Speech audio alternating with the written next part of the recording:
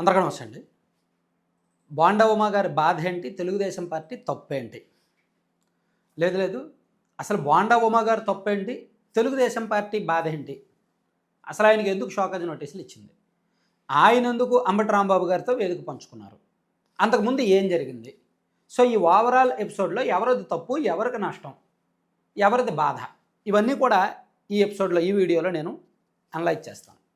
So analysis నచ్చితే మాత్రం చివరి వరకు చూడండి అండ్ మ్యాక్సిమం ఎక్కువ మందికి వీడియో షేర్ చేసి సబ్స్క్రైబ్ చేసుకోండి, చేయించండి. మనం ఇప్పుడు పార్టీ లైన్ ఏంటంటే వైఎస్ఆర్ కాంగ్రెస్ పార్టీ నాయకులతో వేదికలు పంచుకోవద్దు, గొడ్డల పార్టీ నాయకులతో వేదికలు పంచుకోవద్దు అని చెప్పి చంద్రబాబు గారు చెప్తున్నారు. అలా పంచుకోకుండా ఉండడం సాధ్యమవుద్దా? మొన్న రఘురామకృష్ణరాజు గారు ఒక పెళ్ళికి వెళ్ళారు. అలా పెళ్ళికి వెళ్ళే సందర్భంలో అక్కడ అంబటి రాంబాబు గారు కలిశారు. కలిసినప్పుడు రఘురామకృష్ణరాజు గారు అంబటి రాంబాబు గారి భుజం మీద చేసి కాసేపు ఇద్దరు మాట్లాడుకున్నారు. సో ప్రైవేట్ ఫంక్షన్స్లో ఆ పార్టీ ఈ పార్టీకి సంబంధం లేకుండా నాయకులు కలుస్తున్నారు. అది ప్రైవేట్ వ్యవహారం కదా, పర్సనల్ వ్యవహారం అనుకోవచ్చు. బోండా ఉమ గారు 3 రోజుల కిందట గుంటూరులో జరిగిన ముద్రగడ పద్మనాభం గారి సంస్మరణ సభకు వెళ్ళారు.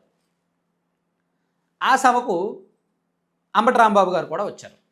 ఆ సభ వైసీపీ ఆధ్వర్యంలో జరగల, దాసరి రాము గారు, కాపు సామాజిక వర్గ నేత దాసరి రాము గారి ఆధ్వర్యంలో జరిగింది. దానికి వైసీపీ నుంచి అంబటి రాంబాబు గారు అంటూ కొంతమంది నాయకులు వచ్చారు, టీడీపీ నుంచి బోండా ఉమ గారు వెళ్ళారు. సో అది తప్పు అని పార్టీ అంటోంది.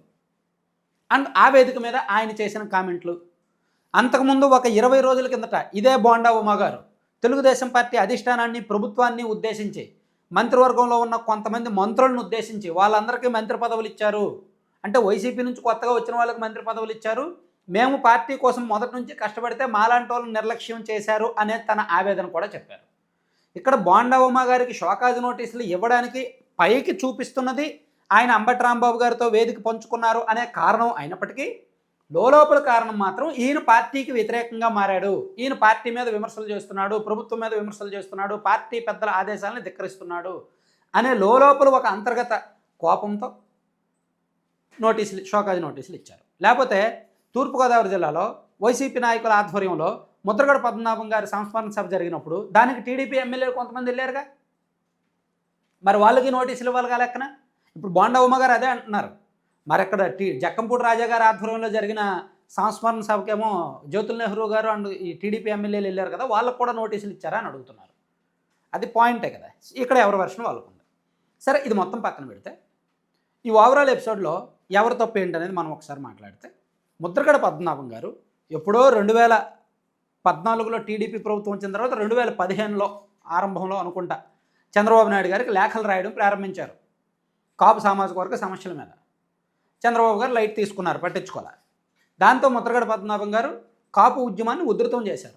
కంచాలు కొట్టడం, నిరాహార దీక్ష చేయడం, భారీ బహిరంగ సభలు పెట్టడం, ఇదంతా జరగడం. అప్పుడు తునిలో ఒక రత్నాచల ఎక్స్ప్రెస్ని తగలబెట్టడం, ఆ తర్వాత ఉద్యమం మరింత ఉధృతం అవ్వడం, వందలాది మంది మీద ప్రభుత్వం కేసులు పెట్టడం, అప్పుడు ముద్రగడ పద్మనాభం గారిని అరెస్ట్ చేయడం. సో అప్పుడు చిన్న విషయాన్ని ముద్రగడ పద్మనాభం గారు లేఖ రాస్తే దానికి ప్రతిగా స్పందించాల్సిన ప్రభుత్వం నిర్లక్ష్యం చేయడంతో అది కాస్త పెద్దదై 2019లో టీడీపీకి ఆ వర్గం ఓట్లు దూరం అయ్యే వరకు వచ్చింది. దాన్ని టీడీపీలో చాలామంది కాపు సామాజిక వర్గ ఎమ్మెల్యేలు చూస్తూ ఉన్నారు, కానీ సైలెంట్గానే ఉన్నారు. 2019 సమయానికి కొంతమంది వైసీపీకి వెళ్ళిపోయారు, కొంతమంది సైలెంట్ అయిపోయారు. సో ఇప్పుడు ముద్రగడ గారిని పూర్తిగా వైసీపీ వాళ్ళు తమ నాయకుడిగా క్లెయిమ్ చేసుకుంటున్నారు. ముద్రగడ పద్మనాభం గారి మీద కాపు సామాజిక వర్గంలో ఒక రకమైన సింపతి ఉంది. సరే, ఆయన రాజకీయంగా ఏ స్టాండ్లు తీసుకున్నా సామాజిక వర్గం కోసం నిలబడ్డాడు, ఆయన సామాజిక వర్గం కోసం పాటుపడ్డాడు అనే సింపతి ఉంది. ఆ సింపతిని, ఆ అనుకూలతని తమకు రాజకీయ ప్రయోజనంగా వాడుకోవాలని వైసీపీ భావిస్తోంది. ఆయన తమ ఆస్తిగా భావిస్తోంది. ఆయన ఒక పార్టీ ఆస్తి కాదు, సామాజిక వర్గ ఆస్తి.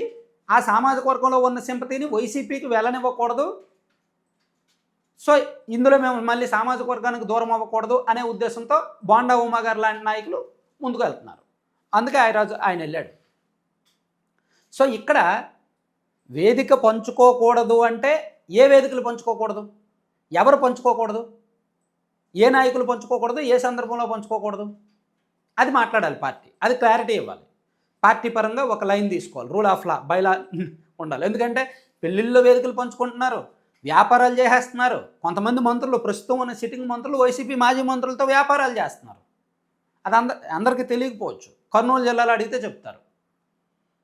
సో కొంతమంది పేర్లు ఉన్నాయి, అది పార్టీ పెద్దలకు తెలీదా? సో వైసీపీ వాళ్ళ ఆధ్వర్యంలో జగన్మోహన్ రెడ్డి గారి బినామీలు అని టీడీపీ వాళ్ళు ఆరోపించిన నాయకులకి ఇప్పటికి వీళ్ళు కాంట్రాక్ట్లు ఇస్తున్నారు. వైసీపీ నిర్మించిన అవినీతి బాటలోనే వీళ్ళు పయనిస్తున్నారు టీడీపీ పెద్దలు. అదంతా వాళ్ళు చెప్పుకోవడానికి బాగానే ఉంది, కానీ ఒక కమ్యూనిటీకి సంబంధించి, ఒక పెద్ద ఆయనకి సంబంధించి నిర్వహించిన సంస్మరణ సభకి ఈయన వెళ్ళడం తప్పు అంటున్నారు. సో ఇక్కడ ఎక్కడో తేడా కొడుతుంది. ఇక్కడ బోండా ఉమా గారి బాధ ఏంటంటే, ఆయనకు ఒకటి, పార్టీ కోసం కష్టపడ్డాడు, 19 నుంచి 24 వరకు చాలా హార్డ్ వర్క్ చేశాడు. మాచర్లు వెళ్ళినప్పుడు కానీ, ఇంకో దగ్గరికి వెళ్ళినప్పుడు కానీ ఆయన మీద వైసీపీ వాళ్ళు దాడి చేసిన మాట నిజం. సో గట్టిగా నిలబడ్డాడు కాబట్టి ఆయనకు మంత్రి పదవి రాలేదనే ఆవేదన ఆయనలో ఉంది. ఆయనతో పాటు చాలామందిలో ఉంది. బయట పడట్లేదు చాలామంది, అంతే, ఈయన బయటపడుతున్నారు. ఆయన లాంటి వాళ్ళు ఒక 15-20 మంది ఉన్నారు, మేము సీనియర్లు, మాకు మంత్రి పదవి రాలేదు, కొత్త వాళ్ళకి ఇచ్చారు అని. సో ఆ బాధ, ఆవేదన కొద్దీ వాళ్ళ సమయం, సందర్భం కోసం వేచి చూసి ఒక్కోసారి బరస్ట్ అవుతున్నారు. ఆ బరస్ట్ అవ్వడం కంట్రోల్ అవ్వాలి అంటే వాళ్ళకి షోకాజ్ నోటీసులు ఇచ్చి సైలెంట్ చేయాలని పార్టీ భావిస్తోంది. మేము సీనియర్లు, మమ్మల్ని సైలెంట్ చేసేదేంటి మీరు అనే లెక్కలో వీళ్ళు ఉన్నారు. తాడో పేడో తేల్చుకోవడానికి కొంతమంది రెడీగా ఉన్నారు. సో ఇది పైకి కనిపించడానికి చిన్న వ్యవహారం అయినప్పటికీ అంతర్గతంగా చాలా పెద్ద వ్యవహారం. బోండా ఉమా గారు ఒక్కరే కాదు, ఆయనతో ఒక 10-12 మంది టచ్లో ఉన్నారు. వాళ్ళందరూ కూడా రెగ్యులర్గా కత్తులు నూరుతూ మాట్లాడుకుంటారు. సమయం వచ్చినప్పుడు బరస్ట్ అవ్వడానికి సిద్ధమవుతున్నారు. అందులో కాపు సామాజిక వర్గం వాళ్ళు ఉన్నారు, అండ్ టీడీపీలో ఉంటూ టీడీపీ వ్యవహార శైలి నచ్చని వాళ్ళు కొంతమంది ఉన్నారు. సో అందుకే ఇక్కడ బోండా ఉమా గారి బాధలో అర్థం ఉంది, అండ్ బయటకు మాట్లాడకూడదు, లోపల మాట్లాడాలి, అధిష్టానం దగ్గరకు చెప్పుకోవాలి అనే తెలుగుదేశం పార్టీ వ్యవహారంలో కూడా కొంత అర్థం ఉంది. కానీ రాజకీయాలే బాలేవు, పార్టీ పద్ధతులే బాలేవు, పార్టీల పద్ధతులే బాలేవు. కాబట్టి దానికి తగ్గట్టు ఎవరికి నచ్చినట్టు వాళ్ళు చేసుకుంటున్నారు అనమాట. Thank you.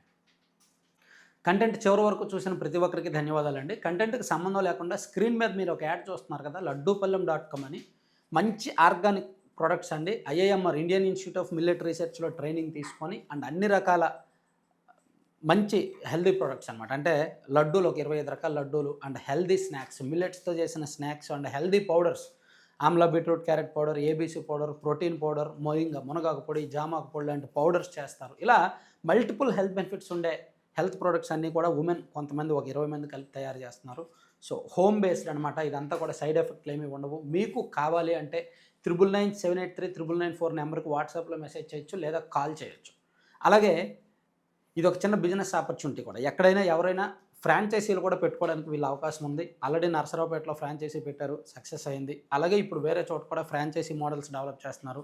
మీ ఏరియాలో, మీ జిల్లా కేంద్రాల్లో కానీ ఎక్కడైనా ఫ్రాంచైజీ పెట్టాలి అనుకుంటే ఆ నెంబర్కి ఒకసారి కాంటాక్ట్ అవ్వండి, వాళ్ళు మొత్తం డీటెయిల్స్ చెప్తారు. Thank you.